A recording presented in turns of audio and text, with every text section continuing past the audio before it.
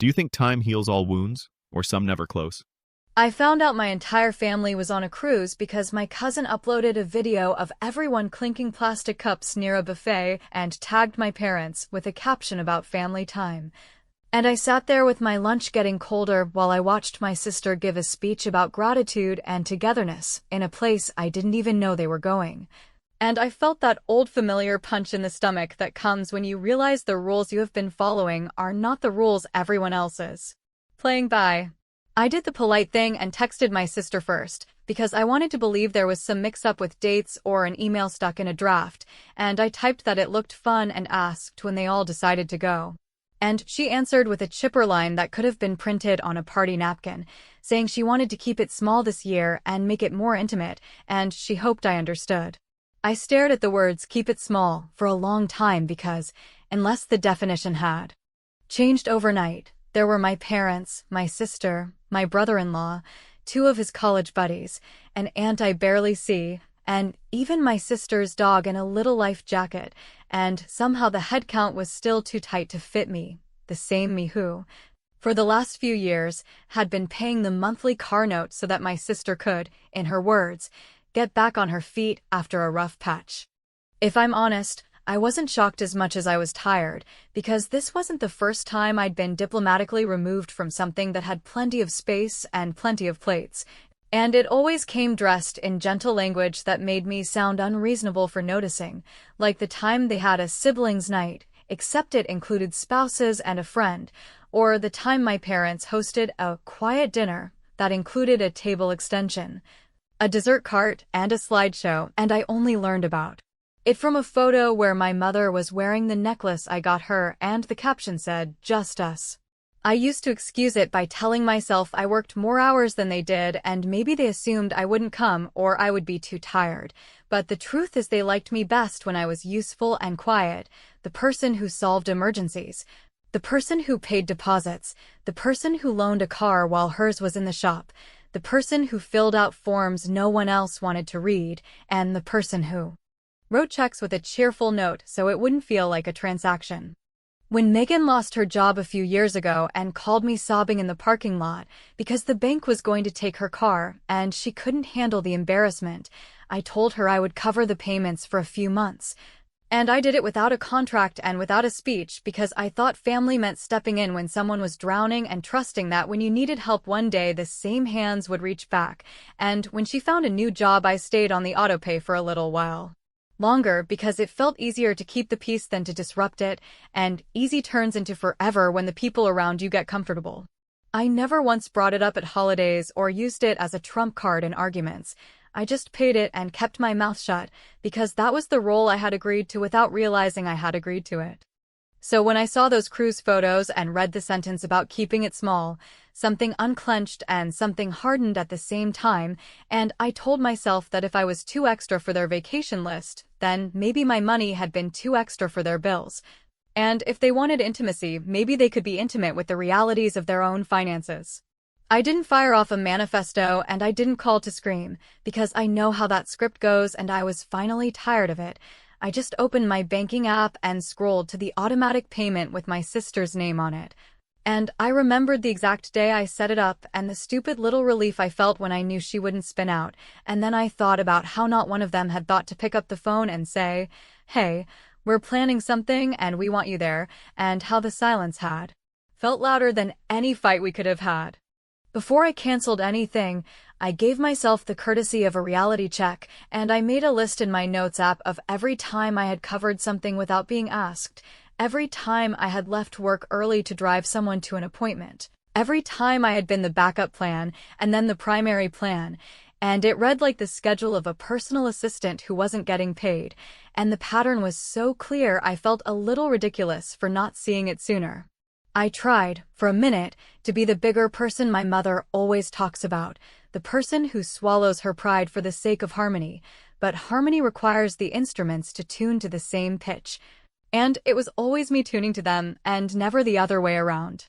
I typed to Megan that keeping it small was a choice and I was glad she had a nice time and that, going forward, I needed to keep my commitments small too, and I meant it in the least dramatic way possible, like a boundary instead of a blow. She replied with a heart and a love you, which landed like a paper straw in tar, and I took that as the answer I needed. I opened the autopay again, hovered over the toggle, and for a second I got that nervous guilt that comes from years of being trained to think your needs are a problem, and then I pressed the button and watched the status change from active to cancelled. And it felt like ripping off a bandage and realizing the wound underneath had already healed. I had just been babying it out of habit. The moment after I canceled it, I sat very still, because I knew the real test wasn't what I did but what I did next, and I promised myself I wouldn't send a long explanation or a lecture about respect or fairness. Because explanations are the fuel that keeps takers running, and I was done fueling anyone. I put my phone face down, made myself a simple dinner, and reminded myself that withholding access is not cruelty when access has been abused, and that it is not unloving to stop playing a role that requires you to vanish. I slept better that night than I had in months, and when the sun came up I checked my messages expecting a small explosion, but there was only the same cruise video with a new caption about memories, which told me they still didn't see me. And the strange thing was that it finally didn't make me want to shrink. I didn't announce anything to my parents either, because they weren't announcing things to me, and silence can be a two-way street when it needs to be. I did one more small thing that morning, not out of anger but out of clarity, and it took less than a minute and said more than any speech I could give. I went into my phone settings, pulled up my parents' contact names, and slid my finger across a simple option I had never used with them before, and as soon as I did it, the screen went clean and quiet. And the next time the phone lit up it wasn't their names anymore. And that is where I left it, at least for the moment, because if my presence didn't fit their version of small, then my absence might finally teach them the size of what I had been giving. The first sign that the cancelled autopay had landed came just after lunch the next day, when my phone lit up with Megan's name, and I let it ring because I knew exactly what the tone would be. And I decided that if she wanted to talk to me she could leave a message that did not sound like an alarm siren or a court summons, so I put the phone face down and kept working until the voicemail icon appeared. And then I listened to her say that the lender had flagged a missed payment, that a late fee was already attached, and that she did not understand why I would blindside her like that when she was still getting back on her feet, a phrase that had survived 2 promotions, a bonus, and a weekend getaway every other month. I replayed the message once to make sure I heard every word, and then I called her back, because I did not want to leave any room for creative retelling later, and I told her calmly that I had decided to stop paying for a car I did not drive, for a lifestyle I did not live, and for a person who had stood on a ship with our parents and declared the event small, while I watched from my kitchen, and if she felt blindsided it was only because she had assumed I would go on forever without asking why.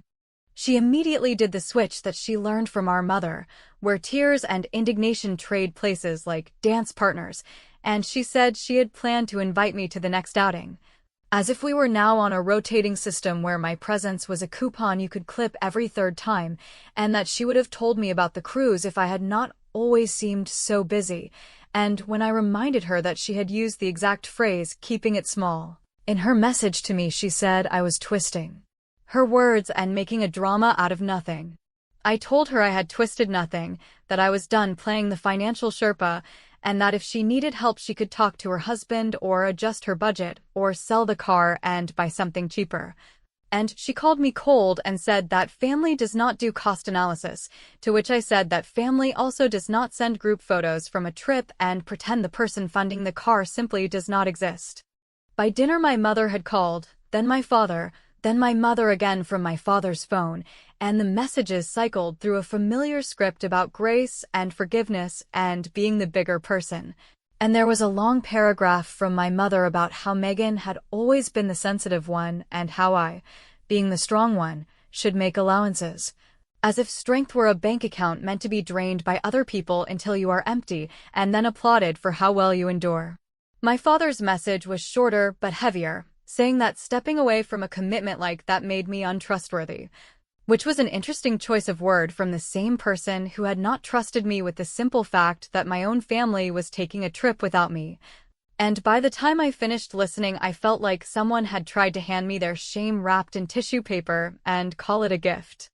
I did not write a manifesto back, because I have learned that manifestos only feed the narrative that you are unreasonable, so I wrote one short reply to both of them and said that I loved them. But I would no longer participate in arrangements where I paid and they pretended it was normal, that I would no longer accept invitations where my presence was optional while my money was mandatory,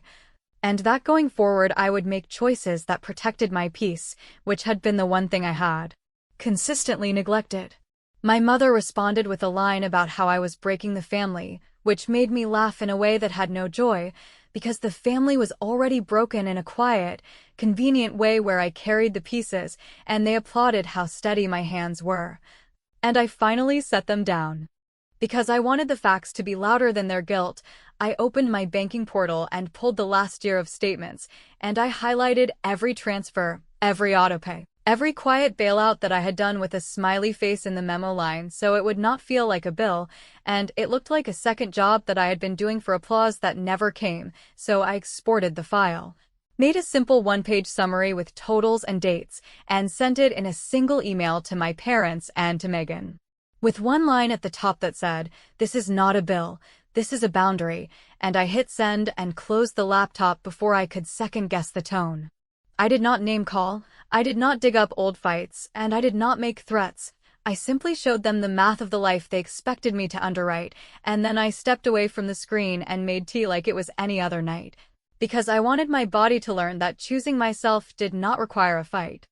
An hour later, Megan called again, and this time she left a voicemail that sounded rehearsed, saying that she had planned to start taking over the payments soon and that the timing of my cancellation had really messed up her credit, and that if I cared about her at all I would call the bank and fix it, and if I did not then I was choosing money over family. I saved the message, and then I did something that felt small and ridiculous and also freeing, which was to remove her from the autopay beneficiaries list entirely, to delete every template and stored detail,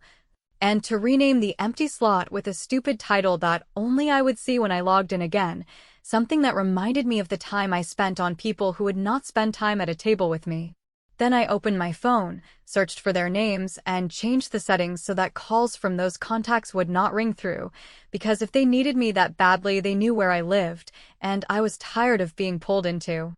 emergency mode every time someone wanted me to undo their choices.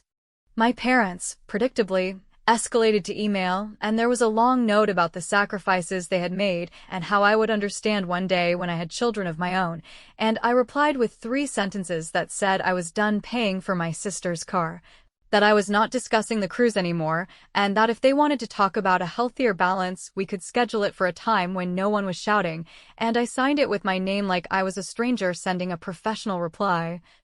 because that was the only way to stop them from dragging me back into the old roles. I also did one more practical thing, which was to pause my monthly transfer into the so-called Family Emergency Fund,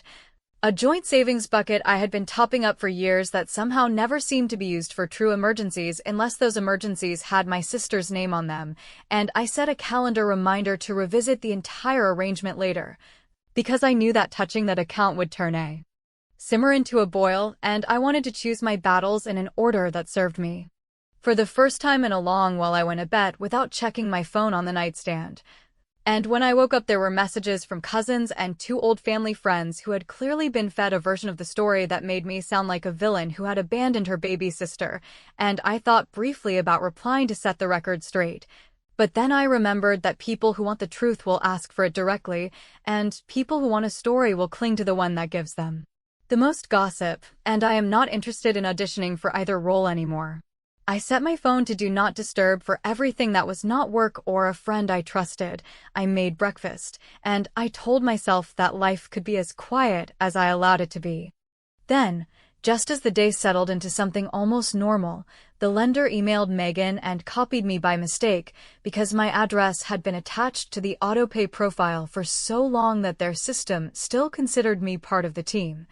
And the subject line said that if payment was not made within a short grace period the account would be flagged for collections review, and within minutes Megan forwarded it to me with 3 words in the body that read like an accusation etched in stone. I did not reply, because the request was not mine to solve anymore, but I did one last thing before closing my laptop. a thing that felt like snapping the final thread that held the old dynamic in place.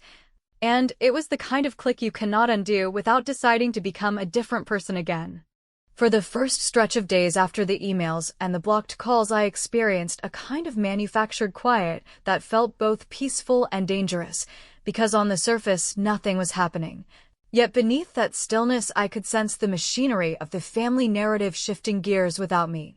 With cousins suddenly texting things like "you should talk to your mom because life is short," and with an old family friend sending a polite note about misunderstandings that always work out when everyone breathes, and I would read those messages and feel that familiar itch to explain myself line by line. Then I would put the phone down and remind myself that people who are committed to misunderstanding you are allergic to clarity,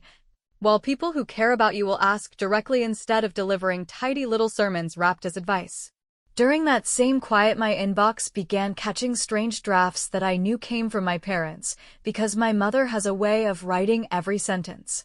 as if she is presenting to a room, with capitalized words like family, tradition, and unity standing in for any real accountability. And though she did not send those drafts, I could see the shape of them in the subject lines that changed and the timestamps that stacked up late at night, and I recognized the stage of negotiation we had entered,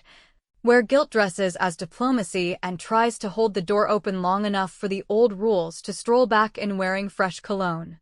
The part that made the quiet dangerous was social media, which I had already trained myself to treat like static, yet now it became the place where my sister posted vague updates about betrayal and boundaries, and how some people love money more than blood. Posts that were sturdy enough to rally her audience, yet flimsy enough to collapse under any real question, and it was bizarre to watch distant acquaintances click little hearts under a story that deliberately excluded the very person paying for the car in the background of those moral speeches, because if there is one thing people love more than a villain, it is the relief of not being the villain today. I muted her after a few of those and felt my breathing settle, and with the distance came a dull but honest truth, which was that I was not simply angry. I was relieved not to carry a grown woman's budget on my back, relieved not to perform the role of the reasonable one while being told I was unreasonable for noticing, and relieved to watch the ripples of my decision reach the people who had counted on me never moving an inch. In that same stretch, I did something practical that felt like the opposite of drama, yet brought a sharper kind of justice than any speech, and it was an audit of my own life. A calm walk through every account and subscription and quiet obligation that had grown vines across my time and money, because when you stop being useful to people who benefit from your usefulness, you discover how many handles they have installed on you. And one by one I removed them, not to punish but to restore order. Canceling the extra streaming profiles that no one ever offered to pay for, ending the shared cloud storage that had filled with other people's photos and then spilled a bill into my lap, shutting down the guest access to my Warehouse Club account that looked harmless until I saw the annual fee was mine alone, and removing a secondary card on a gas account that I had allowed because I was told it would only be used in emergencies, and yet somehow the emergencies always coincided with long weekends and a full tank. I changed passwords and revoked access and watched the list of authorized users shrink from a family tree to a single name, mine, and although none of these things would knock anyone's life off course, they represented a quiet shift in power. A refusal to underwrite lifestyles that had learned to pretend I was not there. Of course, the universe does not let a woman reorganize her boundaries uninterrupted, so as I moved through this audit, a cousin sent a group text that was framed as a prayer circle and somehow embedded my name in the middle like a cautionary tale. And my mother finally sent one of her drafts as a full email, laden with language about the sacrifices she had made and the heartbreak of watching her daughters fight, and she asked for a Zoom on Sunday, as if we were a project team that needed alignment rather than a family that had built a colonnade of polite cruelty and then called it tradition. And I stared at the proposed time and realized she still believed that scheduling and tone could fix what they had refused to even name. I replied that I would not meet in a group where the point would be to arrive at the same old consensus with new adjectives, but if they wanted a real conversation about balance and respect, we could book time for that in a few weeks and keep it short. And when she wrote back that delay meant stubbornness. I deleted the draft of my longer explanation and walked away from the computer before I could do what I have always done, which is hand them my time so they can arrange it into a shape they like. The thing about saying no to a dynamic that has fed your family for years is that you will be called selfish even when all you have done is stop donating your spine, and I understood that, so I expected the next wave would come with more heat, and it did. In the form of my father's terse email that accused me of humiliating Megan, which made me smile in that tired way you smile when the irony gets so loud it starts to creak, because humiliating someone, in his vocabulary, meant allowing the consequences of their decisions to show up on schedule without me lowering the blinds. I did not reply to him because I have learned that silence can be more powerful than any perfectly worded paragraph, and I invested that saved energy into one more step that mattered, which was calling the lender directly. Not to meddle, but to assert the obvious, telling them that I was not a cosigner, not a guarantor, and not an authorized party, that my email should be fully removed from all correspondence, and that no one had permission to add my details without written consent, and the representative on the phone read back the change and thanked me for the clarification. And that small administrative note felt like closing a window in a storm that had been blowing through my house for years. The relatives kept circling with suggestions that sounded like apologies, but were actually instructions for me to resume my old chores, and a friend pulled me aside and asked if I was sure I wanted to make it this final. Because sometimes the way out of a mess requires a detour through one more awkward dinner, and I told her the truth, which was that I did not need anyone to grovel or confess. I simply needed the arrangement to change in a way that they could not wiggle out of. And the only way to do that was to stop being the buffer that allowed everyone else to avoid the friction of their own choices. That afternoon, to protect myself in a way that felt responsible rather than dramatic, I placed a freeze on my credit across the major bureaus and added alerts, because nothing makes takers more inventive than a sudden shortage. And while I do not believe my family would cross that line, I believe in making sure lines are brightly painted so anyone who thinks about it sees the risk in neon. I kept my phone on Do Not Disturb, and I planned a quiet evening with a book I had wanted to finish for months, and for a few hours I actually felt like a person whose life belonged to her again, not a ledger displaying debits and favors,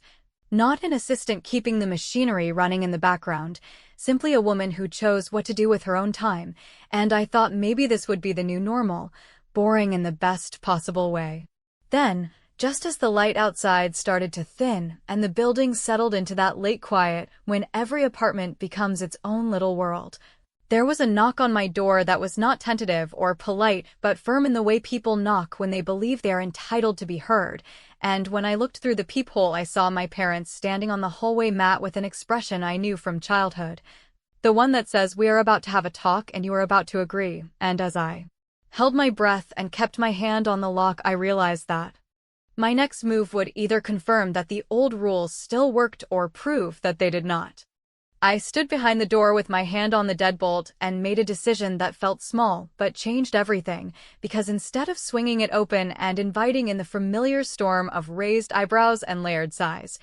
I called out through the wood that I would talk in the hallway for a few minutes, and only if we kept our voices low and stayed on one topic, and when my mother said that was ridiculous, I said it was that or nothing. And after a moment that carried every year of our dynamic, my father cleared his throat and said they would keep it brief, so I opened the door just wide enough to step out, closed it behind me, and stayed with my back to the solid part of my life. My mother got right to the point with a sentence formed like a verdict, saying that I had humiliated my sister, that the lender had called their house, and that I had made the family look chaotic.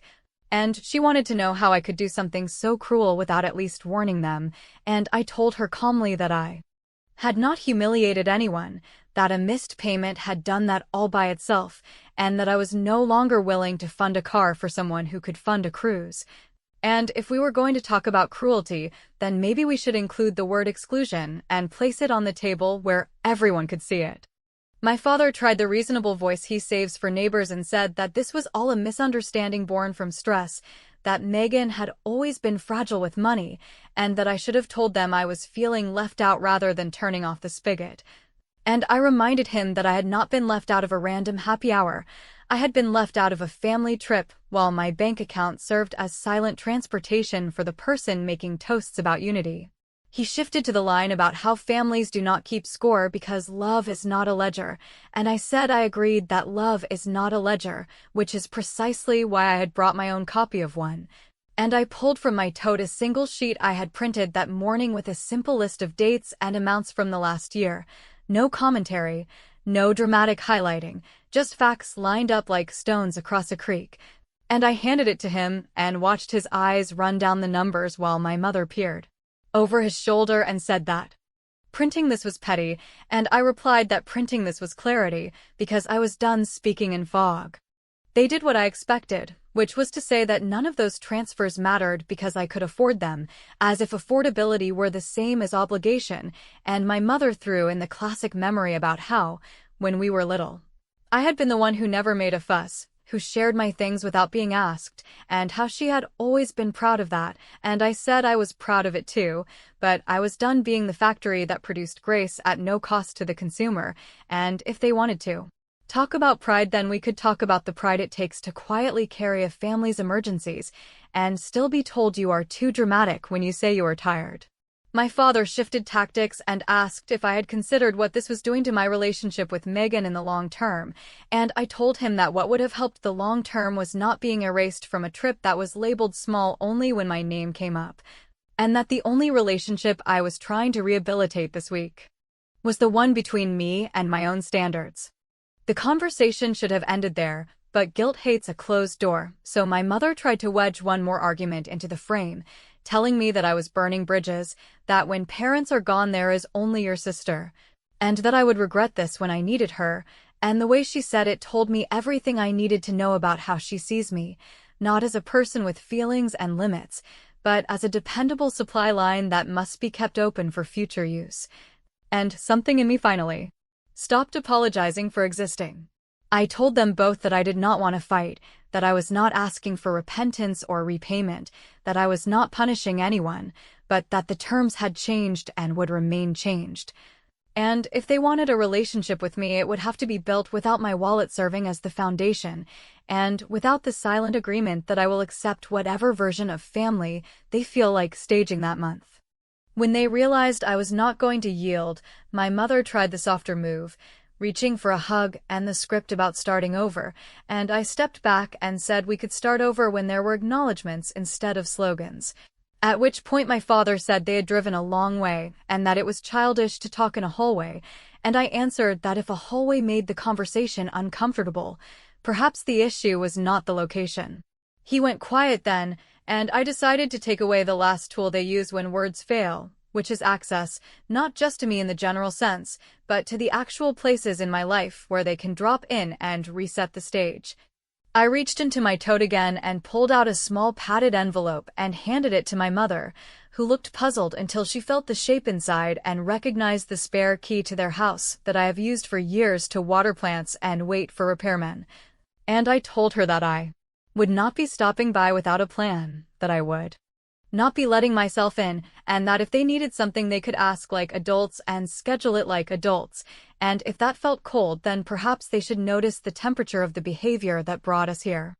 My mother said in a strained voice that returning the key was dramatic and unnecessary, and she nodded toward my door and hinted that they still had a key to my place from that time they fed my cat, which was her way of reminding me who held the unspoken power.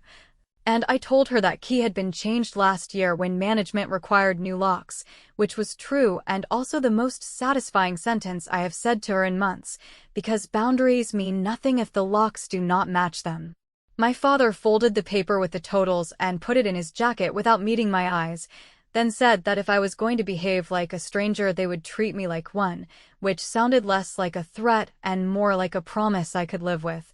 And they turned to leave with the specific body language of people who believe they are leaving in order to make a point rather than because the conversation is over. I let them take a few steps and then I added the only part of this that could count as revenge in the old sense, though to me it felt like maintenance, and it was a sentence I delivered calmly, without edge. telling them I had already paused my contributions to the so-called emergency fund and that I would be reviewing my role in it altogether, because a fund that behaves like a private stipend is not an emergency fund. And if that announcement stung, it was only because it should have been discussed honestly years ago, not financed in the shadows while I was told to smile. My mother started to speak and stopped, my father tightened his jaw, and neither of them had the line ready for this, because you cannot counter a decision that does not ask for permission, and you cannot shame someone who is not playing for approval anymore. They walked to the elevator without looking back, and I stood there with my palm on my own door, breathing in the plain fact that I had finally defended my life without raising my voice.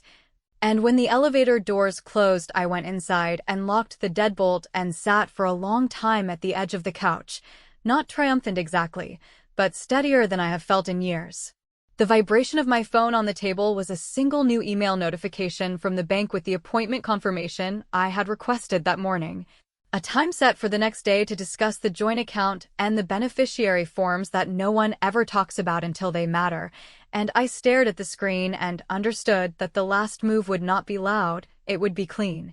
And it would make the old game impossible to play.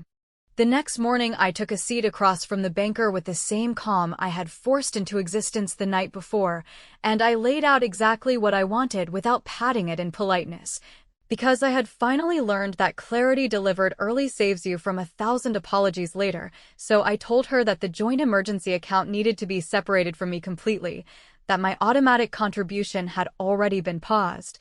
and that any remaining balance should be divided according to deposits rather than feelings, which she understood immediately because banks have no interest in family mythology, only in signatures and math, and within a few minutes she printed the history that showed what I already knew, which was that my deposits had formed the spine of that account while everyone else decorated it with the occasional gift, and when she asked whether I wished to withdraw my portion or convert it into a separate account in my name, I chose the latter.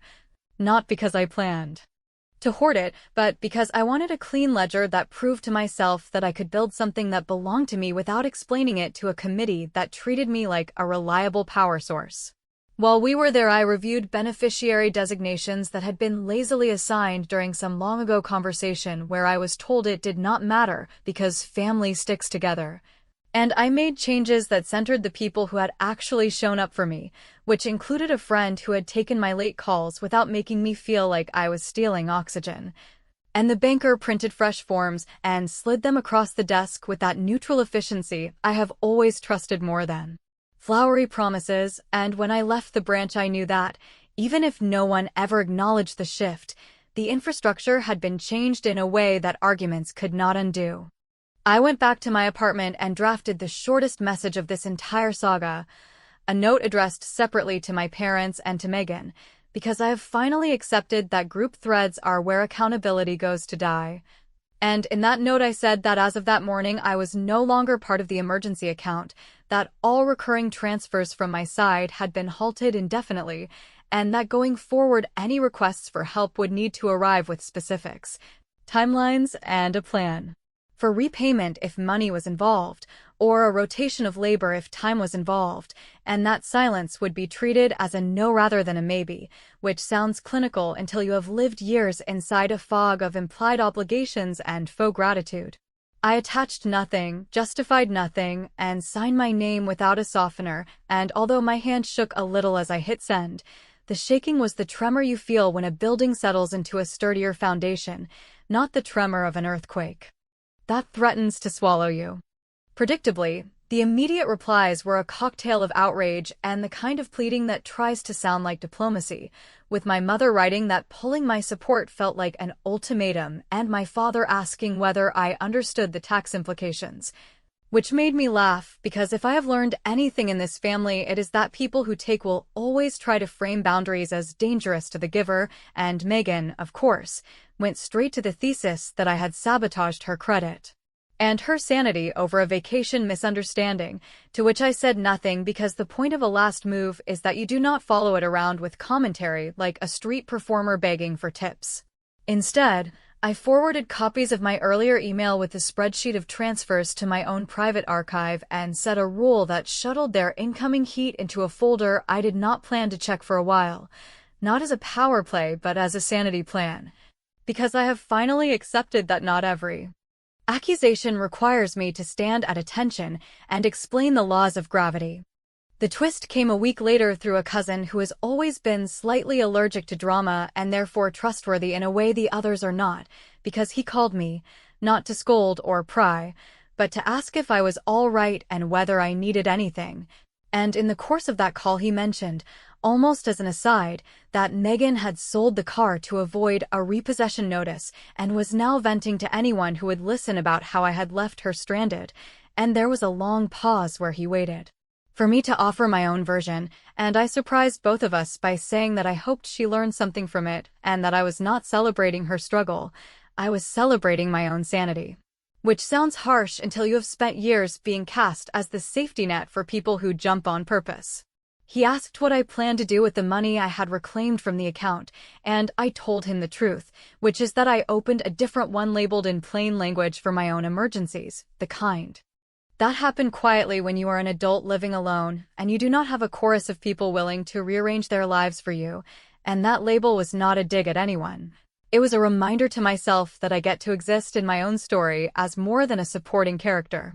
In the quiet after that call, I made one last decision that felt less like revenge and more like a reset that would keep me from being dragged back into the old choreography. And it involved the cousin network that had been used as a loudspeaker for the story where I was the villain, because I wrote a one-paragraph note for the people who mattered to me and sent it one by one. Not a blast, no passive aggression. Just a clean message that said I loved my family and that I would not be participating in any conversation where my wallet stood in for my presence, and that I wished everyone well but would not respond to group threads about me, and if anyone wanted my side, they could always ask me directly. And then I put down my phone and went about my day, choosing not to check who read it first, who screenshotted it, or who composed a new narrative about my cold heart, because those reactions belong to them now and not to me.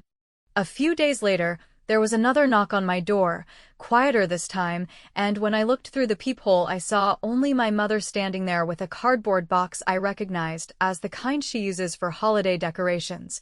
And for a moment I considered letting the scene play out like the old times, with me opening wide and absorbing whatever came next, but I remembered the promise I made to my own future, which is that access must match respect, so I spoke through the door and asked what she needed, and she said she had brought a few things I left at their house and that she thought we could talk, and I told her to leave the box by the door and that if she wanted to talk we could schedule it with a neutral third party in the room, a real professional,